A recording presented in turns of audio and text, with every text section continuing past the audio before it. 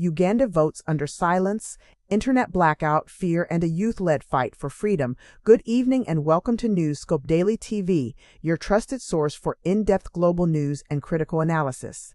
Tonight, we turn our focus to Uganda, a nation voting in one of the most tense and controversial presidential elections in its history. An election held under a nationwide internet shutdown, heavy military deployment, and growing fear, yet also marked by defiance, courage, and hope, especially among the youth. President Yoweri Museveni, in power for nearly 4 decades, is seeking yet another term. But this time, he faces an opposition movement energized by a man many once knew only as a This is not just an election. For millions of Ugandans, it is a struggle for freedom itself. Stay with us. Ugandans went to the polls today under extraordinary conditions. Just hours before voting began, the government ordered a complete internet shutdown, cutting off social media, messaging apps, and independent communication channels nationwide. Officials say the blackout is necessary for security. Critics say it is a calculated move to silence dissent, block evidence of abuses, and control the narrative. Armed soldiers and police officers flooded the streets. Checkpoints appeared in major cities. The atmosphere was tense, heavy, and unmistakably intimidating. President Museveni, now about 40 years in power, is asking Ugandans for another 5-year mandate, a request that many young voters see as a continuation of a system that has failed them. For many observers, the outcome feels inevitable.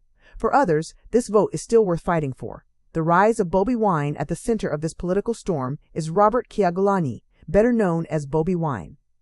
Once a chart-topping musician, Bobi Wine has transformed himself into the voice of a generation, using music, street activism, and raw charisma to mobilize millions of young Ugandans. More than 70% of Uganda's population is under 30, and most have never known another president. To them, Bobi Wine represents not just a candidate, but possibility.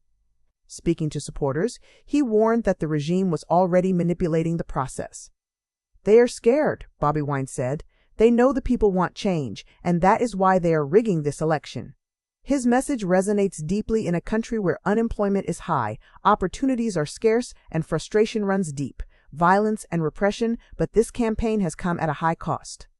Opposition supporters report arrests, beatings, intimidation, and killings. Human rights groups have documented widespread abuses targeting Bobi Wine's movement. Just 2 days before the vote, a supporter was shot dead near Bobi Wine's polling station. Bobi Wine did not mince words. "The struggle for freedom is never free," he said. "Our people are paying the price for daring to dream. Families mourn. Activists go into hiding. Fear spreads, but so does anger. Crowds defy fear despite the intimidation. Something remarkable happened. As Bobi Wine arrived to cast his vote, hundreds of supporters gathered, defying police warnings and the threat of violence. They sang, they cheered, they watched closely, knowing that even being present could put them at risk. Many believe Bobi Wine can win, but just as many fear that the system will not allow it. One voter said quietly, "Our vote may not change the result, but it shows we are not afraid." Youth frustration boils over the heart of this election lies with Uganda's youth. Over 70% of Ugandans are under 30, facing limited jobs, rising living costs, and political exclusion. Even at President Museveni's own rallies, some young attendees admitted off-camera that they secretly support Bobi Wine. They feel trapped between loyalty enforced by fear and hope fueled by change. This election has exposed a deep generational divide between a leadership rooted in the past and a population demanding a future. Museveni fires back. President Museveni has strongly rejected accusations of fraud and repression. He insists the election is free and fair and claims it is the opposition that engages in cheating. According to Museveni, Bobi Wine breaks the law, which is why security forces intervene. But Bobi Wine offers a sharp rebuttal. "My only crime," he says, "is challenging a dictatorship."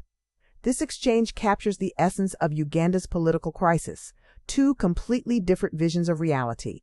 A vote seen as resistance as ballots are cast under silence and surveillance. Ugandans are left waiting, not just for results, but for meaning. Some believe the outcome is already decided. Others believe that every vote is an act of resistance. This election may not end Uganda's struggle, but it has revealed something powerful, a generation no longer willing to be quiet. Uganda's election is more than a political event. It is a mirror reflecting the battle between power and people, fear and courage, silence and voice. And as the world watches, one thing is clear: the youth of Uganda are no longer asking for permission to be heard. Thank you for watching News Scope Daily TV.